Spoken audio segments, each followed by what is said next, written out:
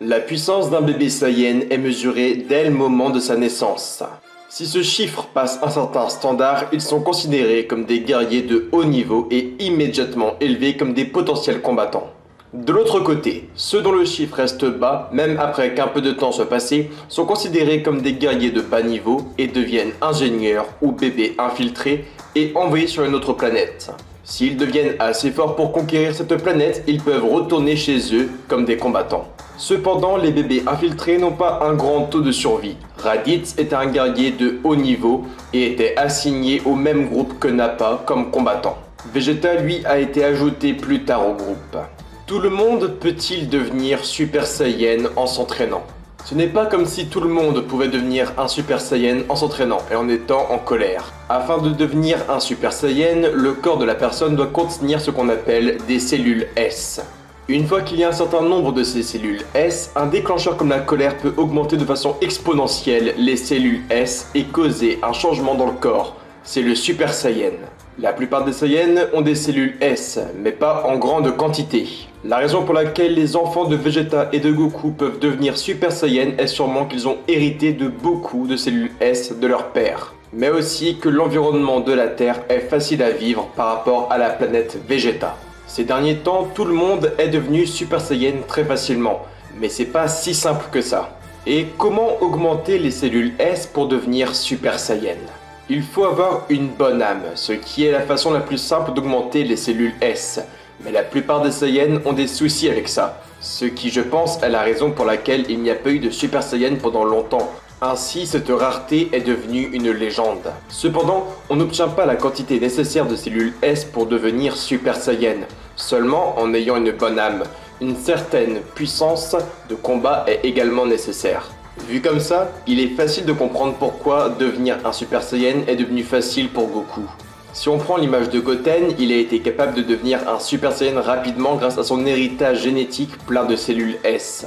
Pour l'image de Goku, une bonne âme plus une forte puissance de combat font un Super Saiyan.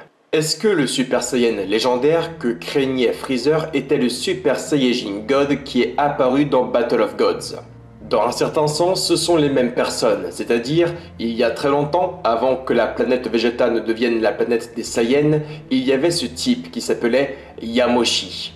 Probablement un jeu de mots avec Moyashi, le mot japonais pour les germes de soja, qui avait un cœur tendre malgré qu'il eût été un Saiyan. Lui et ses 5 camarades ont commencé une rébellion, mais il s'est fait encercler par des guerriers et il est devenu un Super Saiyan pour la première fois. Et sa transformation ainsi que ses compétences de combat terrifiantes ont choqué les autres Saiyajins.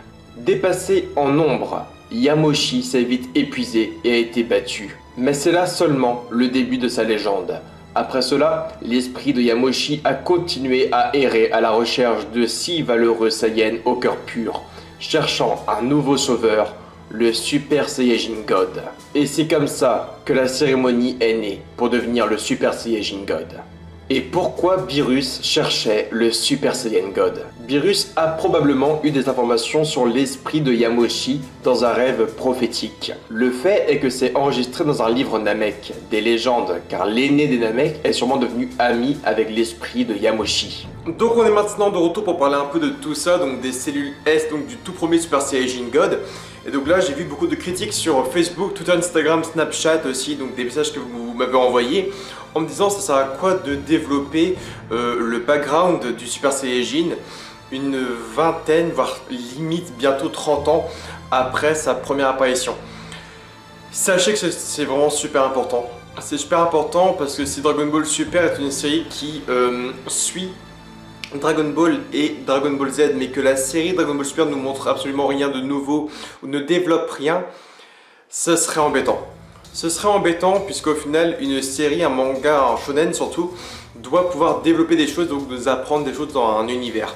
Et Dragon Ball Super nous apprend donc beaucoup de choses, canaliser l'énergie dans le dos pour les Super Saiyajin, les cellules S maintenant, le premier Super Saiyajin God. Peut-être qu'on aura un film, un OAV sur lui, ça donc mais carrément super cool aussi. Les Potara avec les Saiyajin, ça dure 30 minutes alors qu'on pensait qu'avant ça durait un temps infini. Les Namek Saiyajin, enfin on apprend toujours plein de choses sur eux. Les voyages dans le temps, les dieux, la Kaishin qui sont liés au Kaioshin. En fait, Dragon Ball Super, ça prend franchement l'univers Dragon Ball Z, mais en améliorant les choses, en les développant encore plus. Et c'est ce que Akira Toriyama nous a donc offert encore une fois aujourd'hui avec Toyotaro. C'est qu'il a encore une fois réussi à développer la race des Saiyans, et c'est super important. On a même des réponses par rapport à Goten, à Trunks, pourquoi ils sont transformés aussi vite et aussi tôt. Des réponses aussi à Vegeta qui était sur Terre avec Bulma, donc il a eu une sorte de calme et de bonheur immense. Ensuite une sorte de grande colère envers lui. Vegeta, c'est un mec qui était sur Terre, avec sa petite chemise rose et tout. Et après il était sur la Lune, sur notre planète, à essayer de repousser les météorites. Il est passé de la Terre à un endroit paisible, donc qui a augmenté ses cellules S, un calme immense, augmentation de cellules S, et grande colère, augmentation de cellules S. Il a mélangé toutes les caractéristiques pour devenir le Super Saiyajin, et c'est pareil pour tout ce qui est Trunks, c'est pareil pour beaucoup de personnes, et au final, moi c'est cool parce que j'aime beaucoup Kale, Caulifla et Kiabe, qui sont donc les Saiyajin de l'univers numéro 6, je les adore vraiment. Et au final, plein de gens râlent dessus en disant ouais c'est n'importe quoi, c'est mal expliqué, c'est abusé. Et là, Akira Toriyama nous développe encore une fois les Saiyajin donc de l'univers numéro 6 et on apprend beaucoup plus de choses sur eux et c'est donc carrément cool et c'est ce que j'ai kiffé. C'est que là on arrive encore une fois à développer des choses qui en ont besoin et je sais qu'on va encore savoir des choses sur les Saiyajin. C'est que là en l'espace de 4-5 mois, on a eu la canalisation de l'énergie dans le dos, les cellules S et Yamoshi, le premier Super Saiyajin. Donc on apprend de plus en plus de choses sur l'historique, le background, on va dire, l'étymologie aussi des Saiyajin. Et c'est franchement super intéressant. Maintenant, la vraie réponse qu'on devrait avoir, c'est pourquoi en gros Kale avait un peu ses cheveux verts, parce que maintenant Kale a été effacée, donc on n'aura pas des réponses avec elle directement, avec son peuple ou avec Shenron ou autre, tu vois. Donc moi le grand mystère maintenant que j'ai sur Kale, c'est vraiment une réponse à 100% sur pourquoi Kale avait les cheveux verts. Est-ce que c'était la vraie forme du Super Saiyajin? Est-ce que c'était une transformation différente, tel un Super Saiyajin Ikairi pour Trunks? Il y a franchement des réponses assez importantes à développer sur les Saiyajin et on voit que via les Namek, ils ont encore un peu été exploités aujourd'hui avec l'épisode 118 et c'est pareil pour le clan de Freezer, l'armée de Freezer. Il y a franchement des bons développements à faire et ça fait encore une fois et grâce à ces informations de Dragon Ball Super une très bonne série qui développe encore mieux Dragon Ball Z et même l'univers Dragon Ball dans son intégralité. Donc c'est franchement super cool. En tout cas, vos avis à vous dans les commentaires, mais je trouve en tout cas ces informations super importantes car on en apprend plus et je trouve que ça éclaircit des choses qu'on pensait déjà éclaircies il y a 30 ans. C'est que là on en apprend beaucoup plus sur Trunks et sur Goten qui sont tout petits, qu'on ne voit plus depuis très longtemps maintenant. Et c'était un peu le truc illogique, c'était que même maintenant à notre époque des gens râlent parce que Trunks et Goten étaient des Super Saiyajin super tôt.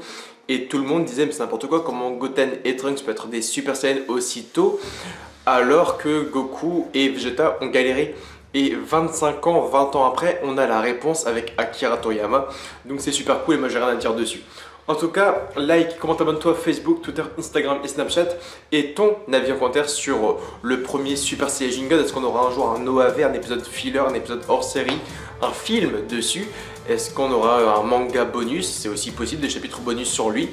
C'est largement possible, j'ai hâte. En fait, moi j'ai envie de voir à quoi ressemble cet homme parce qu'il a un peu cette silhouette à la Vegeta. Et j'aimerais donc un jour vraiment voir à quoi ressemble cette fameuse personne.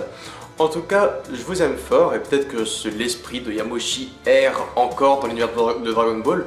Et peut-être qu'il va retrouver un jour Goku à force de errer dans l'espace. Je vous aime fort et Diana.